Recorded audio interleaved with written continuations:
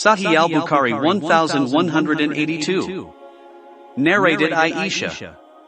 The Prophet never missed 4 rakat before the Zuhr prayer and 2 rakat before the Fajr prayer. Sahih al-Bukhari 1183. Narrated Abdullah al-Muzni. The Prophet said, pray before the Maghrib, compulsory prayer. He said it thrice, and in the 3rd time, he said, whoever wants to offer it can do so. He said so because he did not like the people to take it as a tradition. Sahih al-Bukhari 1184. Narrated Marthad bin Abdullah al-Yuzani. I went to Uqba bin Amir al-Yuhani and said, is it not surprising that Abi Tamim offers 2 rakat before the Maghrib prayer? Uqba said, we used to do so in the lifetime of Allah's Messenger. I asked him, what prevents you from offering it now? He replied, business. Sahih al-Bukhari 1185, 1186. Narrated Mahmud bin Arabi al-Ansari. That he remembered Allah's Messenger, and he also remembered a mouthful of water which he had thrown on his face, after taking it from a well that was in their house.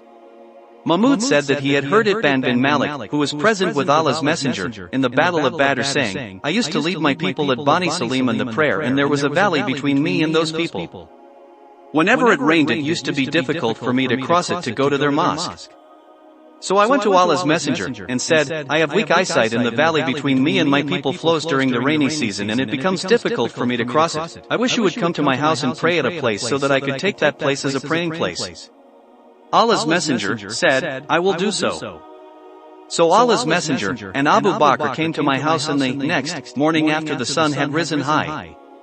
Allah's Messenger asked my permission to let him in and I admitted him.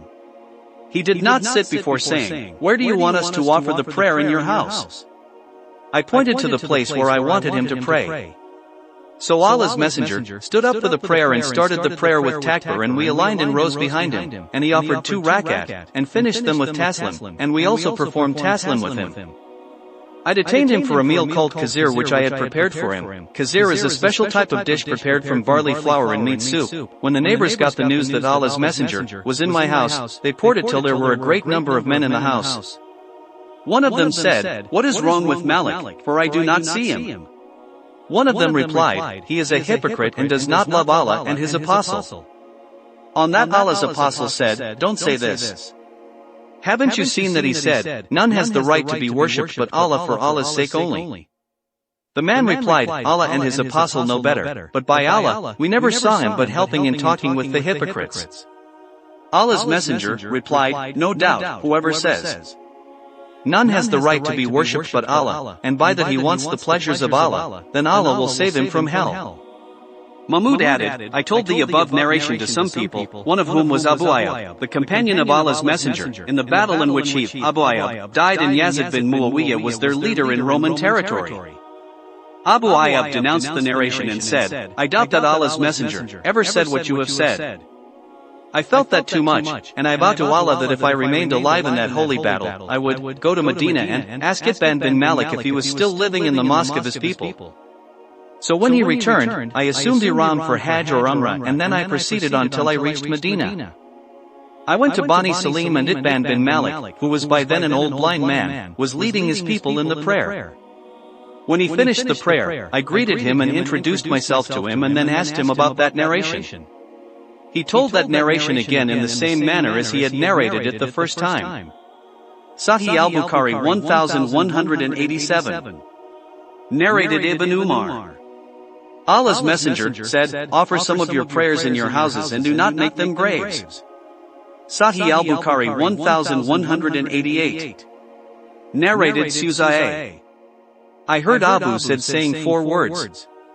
He said, I heard the Prophet saying the following narrative. He had participated in 12 holy battles with the Prophet. Sahih al-Bukhari 1189. Narrated Abu Hurairah. The Prophet said, do not set out on a journey except for 3 mosques, i.e. al-Masjid al-Haram, the Mosque of Allah's Messenger, and the Mosque of Al-Aqsa, Mosque of Jerusalem. Sahih al-Bukhari 1190. Narrated Abu Hurairah. Allah's Messenger said, "One prayer in my mosque is better than 1,000 prayers in any other mosque excepting al-Masjid al-Haram."